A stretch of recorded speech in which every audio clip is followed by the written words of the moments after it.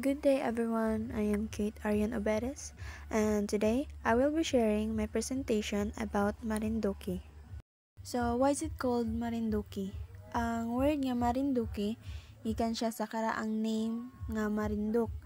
Ang uban nag-ingon nga gikan daw ni siya sa story ni Marindo ug ni Doc.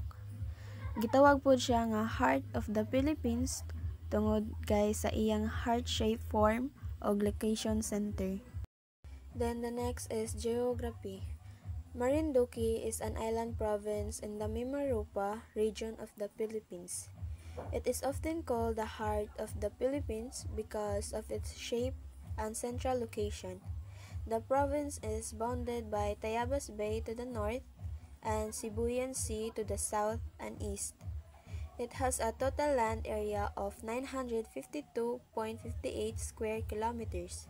Its terrain is generally rolling with mountains in the interior and coastal areas dotted with white sand beaches. Then the next one is capital city of Marinduque. Ang Buak daw is mao ang capital or punong lungsod sa Marinduque, dinhi makita ang sentro sa mga negosyo, culture o gobyerno sa probinsya.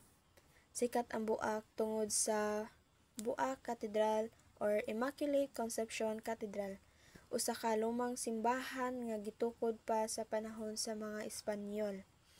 Sa panahon sa Mariones Festival, ang Buak usa sa mga unang lugar diin gi-celebrate ang maong pesta. The next is languages and dialects in Marinduque.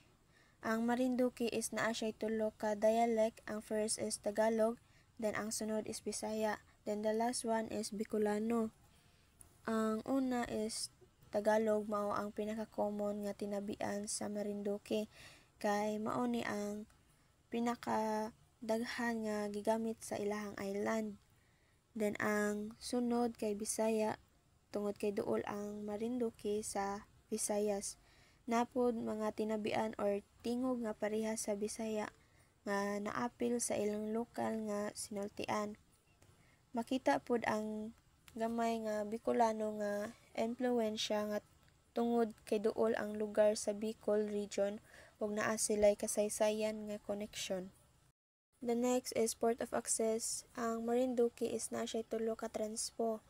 First is land transportation, second sea access, and the last one is air access. Ang first is land transportation.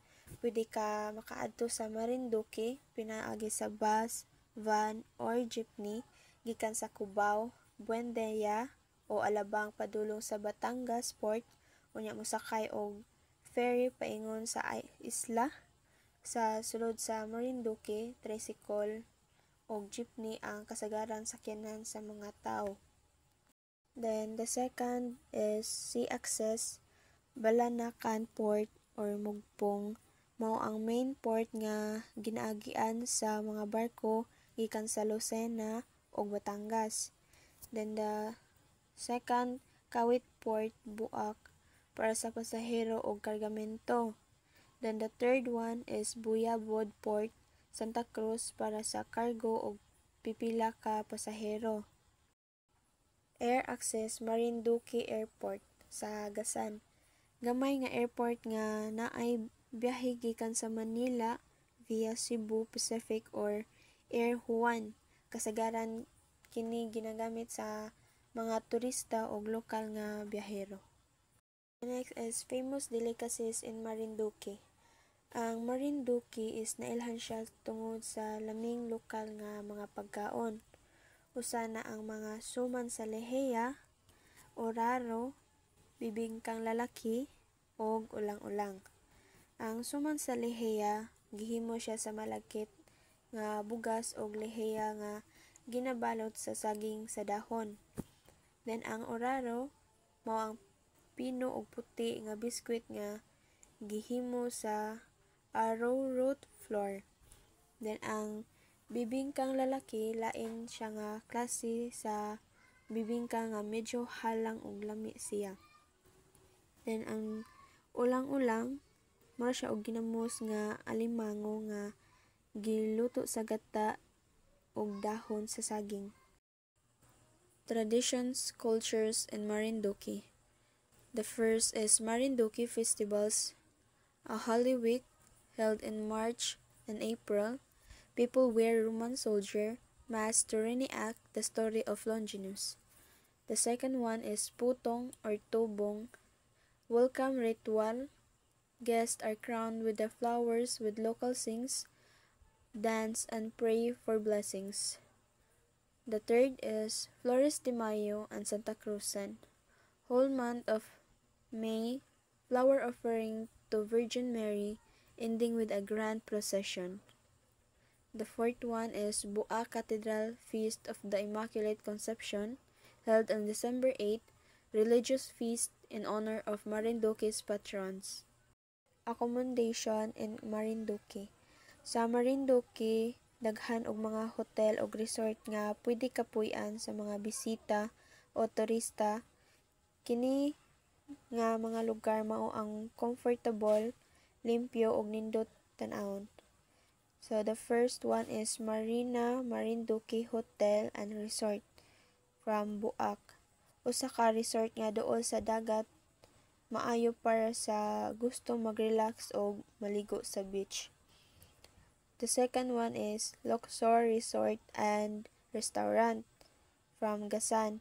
Nindot nga lugar nga naay garden o lami pod ilang pagkaon. Perfect siya para sa pang pamilya. Then the third one is Balar Hotel and Spa. Buak gyapon ni siya. Modern ni siya nga hotel nga naay spa.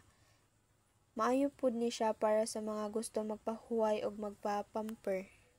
The next is festivals in Marinduque. Sa Marinduque is daghan og makalingaw nga festivals nga nagpakita sa ilahang kultura o kalipay sa kinabuhi. The first is Bila Bila Festival or Butterfly Festivals. Kini nga festival is nagpasidungog sa industry sa Alibangbang sa Marinduque. Naay parada, sayaw ug mga kalihukan para ipakita ang importansya sa kalikupan ug Alibangbang.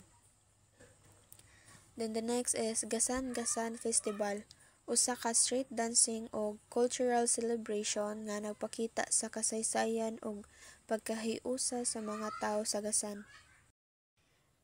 The next is tourist attraction.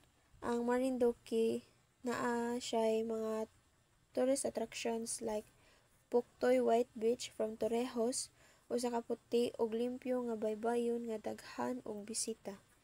Pwede ka mag-swimming, mag-picture ug maglingaw-lingaw kauban imuhang mga pamilya. Then the next one is Bathala Cave from Santa Cruz. Usa ka natural nga kuweba nga puno sa istorya ug misteryo. Daghan ang gusto moadto tungod sa adventure ug nature experience na pod. Then the third one is Maniwaya Island from Santa Cruz. Ang Maniwaya Island is usa ka paraiso nga isla nga naay puti nga balas ug malinaw nga dagat. Maayo kaayo para sa island hopping ug relaxation. And the last one is the tagline. The tagline of Marinduque is Lenten Mika of Southern Tagalog.